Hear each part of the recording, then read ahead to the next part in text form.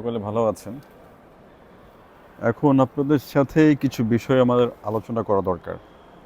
বিশেষ করে আহ, আমি দুবাইতে আসার পর থেকে যারা আপনারা বাঙালি আছেন, অনেকে আমাকে অনেক প্রশ্ন করছেন যে ভাই, দুবাইতে কোনো বিজনেস করা যায় কিনা, দুবাইতে বিজনেস অপরচুনিটি কেমন, বা এখানে লাইসেন্স করতে গেলে কি কি প্রসেস করতে হয়, বা আমাকে কি দিতে হবে, কত টাকা খরচ করতে হয়, আমার বাজেটটা কেমন হওয়া উচিত। যে কোনো ব্যবসাতে, এমনকি বাংলাদেশেও যদি আপনি কোনো বিজনেস করতে চান, সেই ক্ষেত্রে কিন্তু আপনাকে সর্বপ্রথম ট্রেড লাইসেন্স করতে হয়। লাইসেন্স ছাড়া তো আপনি কোনো দিকে এগোতে পারবেন না।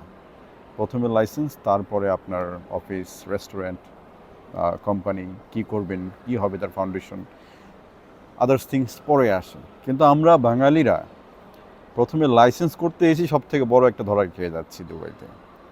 আর যে লাইসেন্স করতে খরচ হবে 14,000, সেই লাইসেন্স করতে আপনার কাছ থেকে টাকা নিয়ে নিচ্ছে 30,000 দিরহাম। সেই লাইসেন্স করতে আপনার কাছ থেকে নিয়ে নিচ্ছে 25,000 দিরহাম। তারপরেও একটা লাইসেন্স যেভাবে হওয়া উচিত, ফাউন্ডেশনটা যেভাবে হওয়া উচিত, সেভাবে হচ্ছে না। অল্প কিছু খরচ, যেমন 5,000 টাকা, 10,000 টাকা বাঁচানোর জন্য তারা ফাউন্ডেশনটা ওইরকম ভাবে দিতে পারছে না, যেটা দিলে আপনার পরবর্তীতে আপনি আবার 5,000 দিরহাম খরচ থেকে বাঁচতে পারতেন। 5,000 দিরহাম মানে এখানে প্রায় 1.5 লক্ষ টাকা, 2 লক্ষ টাকা। তাই যে কোনো লাইসেন্স করার আগে আপনি নিজে যাচাই করবেন। গুগল আছে, ইউটিউব আছে, আপনি নিজে যাচাই করবেন যে আপনি কোন সেক্টরে লাইসেন্স করবেন। আপনি যদি এখানে পার্টনার ভিসা আসতে চান, আপনি পার্টনার ভিসা এখানে কী জন্য আসবেন, আপনার পারপাসটা কী। যদি বিজনেস না হয়, তাহলে আমি বলবো আপনি পার্টনার ভিসা করার কোনো প্রয়োজন নাই। আপনি কারো কাছ থেকে একটা হাই প্রফেশনের ভিসা নিয়ে নেন, যাওয়া আসা করার জন্য পারফেক্ট। আর যদি শুধুমাত্র যাওয়া আসা করে আপনার টার্গেট হয়ে থাকে, তাহলে আপনার তো সেটাও করার কোনো প্রয়োজন নেই। মাত্র 1,30,000 টাকা বা সামথিং এরকম খরচ করলে আপনাকে দুবাই সরকার 5 বছরের মাল্টিপল এন্ট্রি ট্যুরিস্ট ভিসা আপনাকে দিচ্ছে, এবং যেটা কিনা পরবর্তী সময়ে আপনি আবার চাইলে সেটা রিটার্নও করে নিয়ে যেতে পারবেন।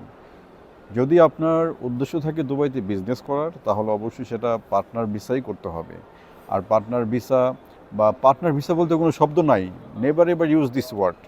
এখানে ইনভেস্টর লাইসেন্স, যদি লাইসেন্স করতে চান, সেক্ষেত্রে আপনাকে, যদি আপনার সাথে কোনো পার্টনার থাকে তাহলে সেটা পার্টনার ভিসা হবে। যদি পার্টনারই না থাকে, তাহলে তো আপনার এখানে পার্টনার ভিসা হচ্ছে না, আপনি ইনভেস্টর। আপনি এখানে লাইসেন্স করবেন, সেই লাইসেন্সের এগেনস্টে তারা আপনাকে এখানে একটা ভিসা দিবে, ইনভেস্টর ভিসা।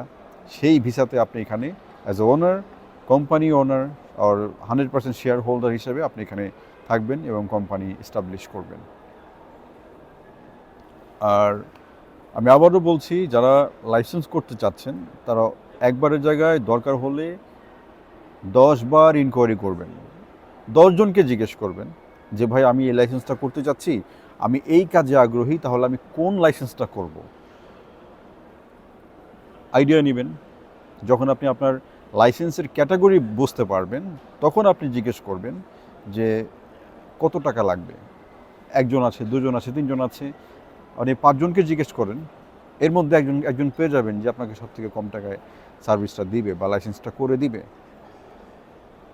এবং আরেকটা বিষয়, চেষ্টা করবেন অবশ্যই সেই লেনদেনটা বাঙালিদের সাথে করতে। যদিও সব থেকে বেশি প্রতারিত বাঙালির থেকেই হয়, তবুও আমি বলবো চেষ্টা করবেন কোনো বাঙালির মাধ্যমে প্রসেসটা করতে। কারণ দিন শেষে আপনি সেই বাঙালিকে খুঁজে পাবেন, আপনি তাকে ধরতে পারবেন, আপনি তাকে জবাবদিহিতার আওতায় আনতে পারবেন। কিন্তু যদি অন্য কোনো দেশের নাগরিক হয়, আপনি তাকে আর কোথাও খুঁজে পাবেন না, ইনকেস যদি কিছু ঘটে যায়। আর যদি না ঘটে তাহলে ভালো, আলহামদুলিল্লাহ ভালো। আর যদি ঘটে যায়, সেই ক্ষেত্রে আমি বলবো চেষ্টা করবেন সবসময় কোনো একটা বাঙালির সাথেই আপনার কাজটা করতে। বাঙালি হলে সব থেকে বেশি ভালো হয়। এই ছিল আজকের আপডেট। আপনারা আপনাদের কে কোন বিষয়ে কী জানতে চাচ্ছেন, যদি আপনারা জানতে চান, সেটা আমাকে ইনবক্সে অথবা কমেন্ট করে জানাবেন, তাহলে আমি চেষ্টা করব ওই বিষয়ের উপরে আরেকটা ভিডিও তৈরি করার। সকলে ভালো থাকবেন।